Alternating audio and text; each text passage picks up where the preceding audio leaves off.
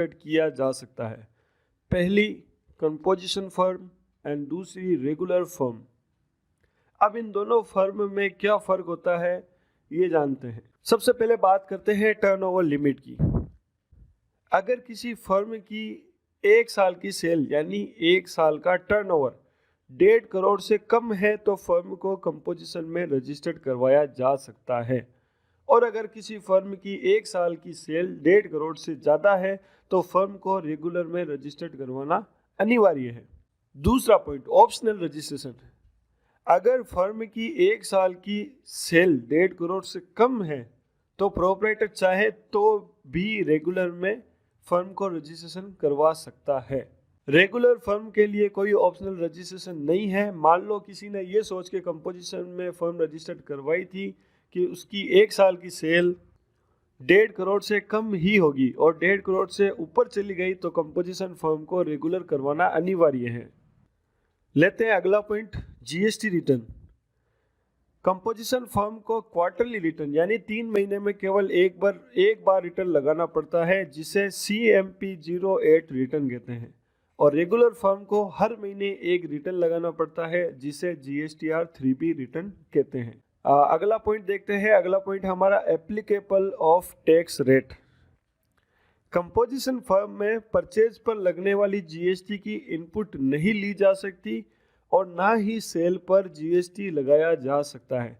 यानी परचेज में जो टैक्स हमने सरकार को पे कर दिया उसको कस्टमर से भी वापस नहीं लिया जा सकता। रेगुलर फर्म को इनपुट GST और आउटपुट GST का पूरा रिकॉर्ड रखना पड़ता है, यानी हर मंथ कितनी परचेज की और उस पर कितना टैक्स पे किया, और हर महीने कितनी सेल की और उस पर कितना टैक्स कलेक्ट किया, ये सब रिकॉर्ड रखना पड़ता है। अब बात करते हैं अगले पॉइंट की, टैक्स लायबिलिटी।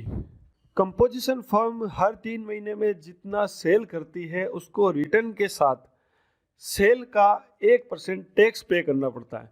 फॉर एग्जांपल 3 महीने में 2.5 लाख रुपए की सेल हुई तो 2.5 लाख रुपए का 1% यानी 2500 रुपये सरकार को पे करना पड़ता है। और रेगुलर फर्म में GSTR 3B रिटर्न के अकॉर्डिंग अगर टैक्स पेबल बनता है तो टैक्स पे करना है, नहीं तो नहीं करना।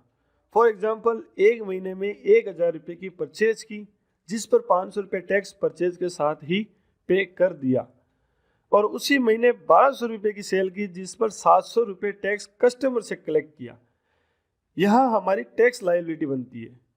बाकी का बैलेंस यानी 700 रुपये हमने टैक्स कलेक्ट किया और 500 रुपये हम ऑलरेडी पे कर चुके, 700 माइनस 500 जो 200 रुपये हमने कस्टमर से एक्स्ट्रा कलेक्ट किए हैं वो सरकार को पे करना है। और अगर यही मान लो हमारी सेल 1200 रुपये ना होकर के 800 रुपये ही हुई और कस्टमर से टैक्स हमने 300 रुपये ही कलेक्ट किया, तो अब भी 200 रुपये हमारे सरकार के पास एक्स्ट्रा डिपॉजिट रहेंगे, टैक्स पेड करने की जरूरत नहीं है।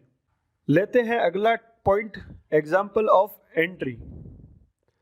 कंपोजिशन फर्म में टैली में परचेज या सेल की एंट्री करने पर SGST एंड CGST या IGST नहीं लगाया जाता है।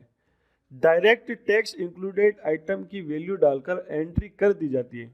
फॉर एग्जाम्पल मैंने अगर कोई 1200 रुपये का मोबाइल खरीदा तो मैंने आपको बताया था कि उसमें 1000 रुपये मोबाइल की वैल्यू होती है और 200 रुपये जो है वो होता है टैक्स।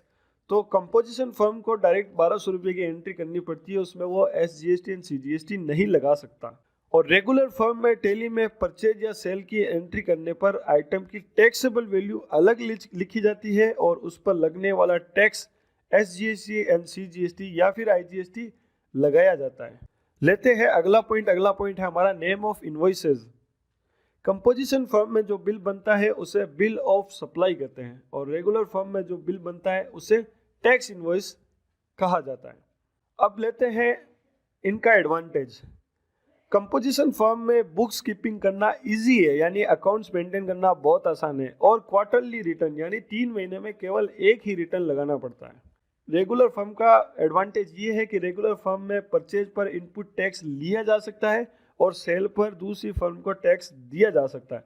यानी अगर कोई रेगुलर कस्टमर जिसकी एक रेगुलर फर्म है वो हमसे एक इनपुट का बिल मांग ले या इनवॉइस मांग ले जिसमें टैक्स लगा हुआ तो वो बिल हम कस्टमर को दे सकते हैं।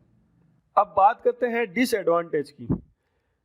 कंपोजिशन फर्म में अगर कोई कस्टमर रेगुलर फर्म में रजिस्टर्ड है और वो कंपोजिशन फर्म वाले से इनपुट लेने के लिए विद टैक्स इनवॉइस मांग ले तो कंपोजिशन फर्म वाला इनवॉइस नहीं दे सकता।